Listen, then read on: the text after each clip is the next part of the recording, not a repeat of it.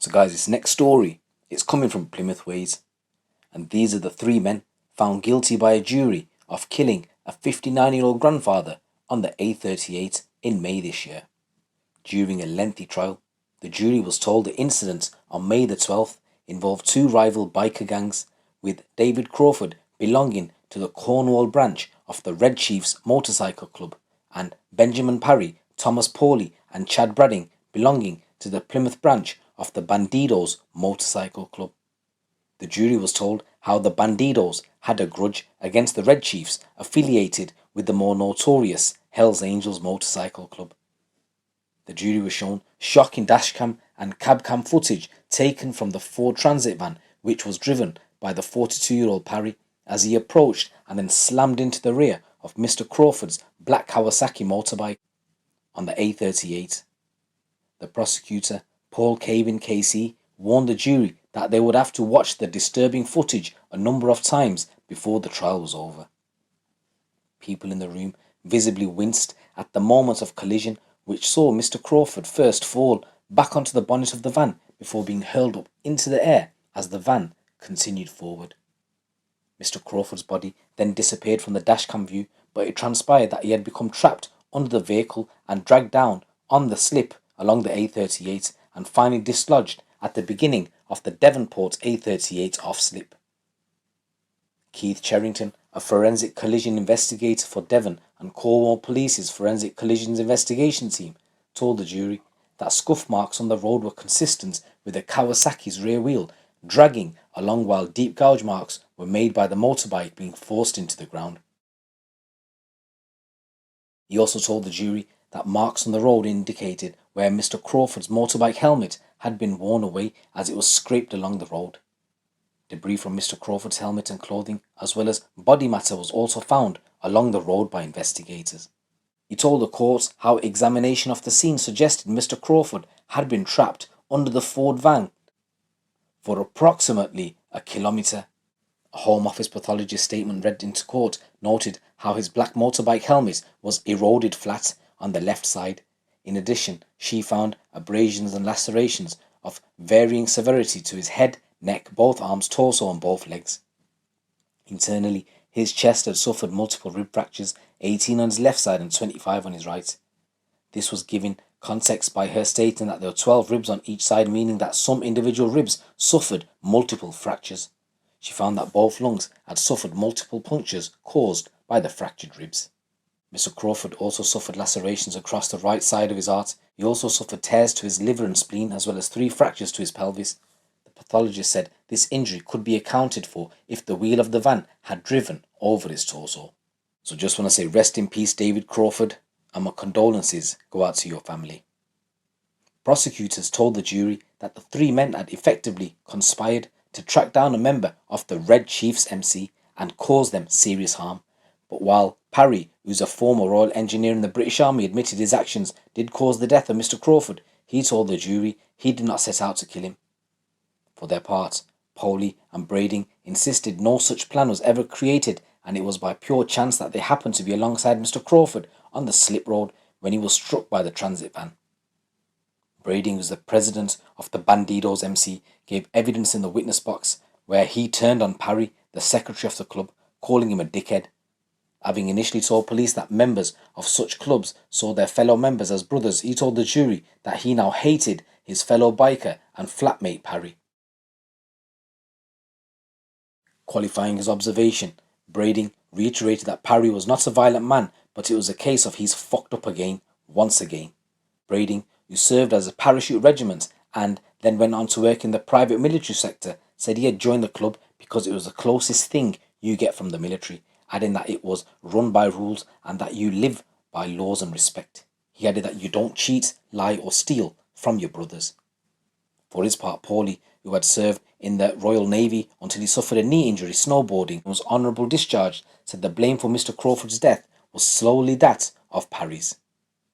He had told the jury that he and Bradding had been interested to know why the Hells Angels and Red Chiefs were in the Bandidos patch at the Costa coffee shop by Marsh Mills, wearing their colours, which was considered an insult. Mr. Cabin Casey told the jury during his opening that amongst the motorcycle fraternity these men were part of, if not considered, bad form, disrespectful, and an insult for members to wear their colours in a rival club's patch. So looking into this case a little bit further, when the driver Parry took to the witness box, he was questioned and he was asked if he accepted if he killed Mr. Crawford, and he replied yes. He asked how he felt about the incident and he replied terrible. He admitted that he did not know him, had never met him, and did not even know his name. He was asked if he had set out in his van with any kind of plan, and Parry insisted he did not. He admitted that he and Brading had both come out of relationships and both being single decided to share a flat together. He also admitted that he had reset his mobile phone to the factory settings because there were videos and photos of me and my ex-partner on it, along with contact details of Bandidos motorcycle club members from all over the world. Parry said that he, Brading and Paulie had gone out for a meal, and after being returned home by Paulie had intended to go to bed ahead of his early work shift. However, he claimed he had received a group signal message from another man from the Plymouth Bandidos MC which simply stated 999 Marshmills. He said the message would have been sent to all club members, so he immediately got dressed up and got in his van and headed to the area. He claimed to have never seen such a message before and could not ignore such an alert. Asked who he thought he was going to help, he replied, "My brothers. I thought somebody needed my help. We call each other brothers. If you belong to the same club, you call each other brothers."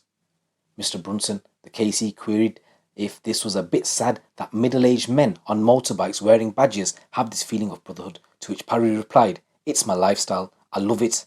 I love being around my brothers." He admitted he suffered some hearing loss and could not hear much when he was driving his van about, and asked what he did when he initially driving towards Marsh Mills. He admitted calling Brading, who claimed that he and Paulie had been chased by a large number of bikes, supposedly Red Chiefs members, and that they had joked about it.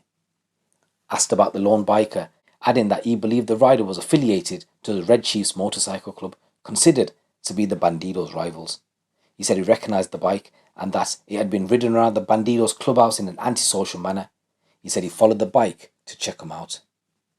Parry said he had no idea where Brading was until he was called and told him that the Red Chiefs had gone over to the Tama Bridge back to Cornwall, though he made no mention of following Mr. Crawford's bike. Parry said that he then decided to head home to bed. He denied he was in constant communication with Brading or anyone else, and that there were no plans whatsoever which were made to intercept Mr. Crawford's bike. When asked why he struck the rear wheel of the motorbike on the A38, he said, "I had a rush of blood to the head and decided to knock him into the verge." He was asked why. He said, "I don't know. I lost all my common sense. I just didn't use my common sense." So Mr. Paulie, he was questioned. He stated that he had never been arrested before and panicked when he saw police outside his home at 3 o'clock in the morning and fled into the loft. He said it was a fight or flight moment and I ran away. He said he had no recollection of deleting the call history on his phone. During his cross-examination, he claimed that there was a baseball bat in his car and it was set to be sprayed in the club's colours and hung in the clubhouse, but he could not afford to do it and instead he left it in the boot.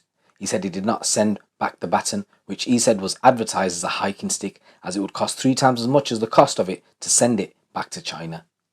He insisted that any idea of pulling up alongside Mr. Crawford to discuss him wearing his Red Chief colours in the Bandidos patch was not intimidation. He said it's no different to what they would do to us. At one stage, Paulie appeared upset at the KC's claims that he, Brading and Parry had planned the attack on Mr. Crawford. He raised his voice and he indicated towards Parry in the dock and he said, "This is all down to one man, and one man sat there. I've spent the last 6 months sitting in prison. I've lost my house, I've lost my relationship, I've lost my job, and now I have to stand here and plead for my own innocence." He was questioned about why he followed and observed the rival motorcycle club, and Paulie said it's what we do, and that when the clubs go on other patches, if it was Bandidos or Pistoleros or any other club, they keep tabs on each other. The KC suggested Paulie made it sound more akin to train spotters, jotting down the whereabouts of motorcycle club members in their Hell Angel spotting book. Paulie insisted that making such observations was normal practice, adding, "We're not doing anything wrong by doing it," and that he did not have any reason for not doing it. So, Benjamin Parry, who's 42, Thomas Paulie, who's 32, and Chad Brading, who's 36, were all convicted of manslaughter, and they're going to be sentenced in the new year. Once again, I just want to say rest in peace, David Crawford, and my condolences go out to your family. It's your boy GT. Keep it locked, keep it real.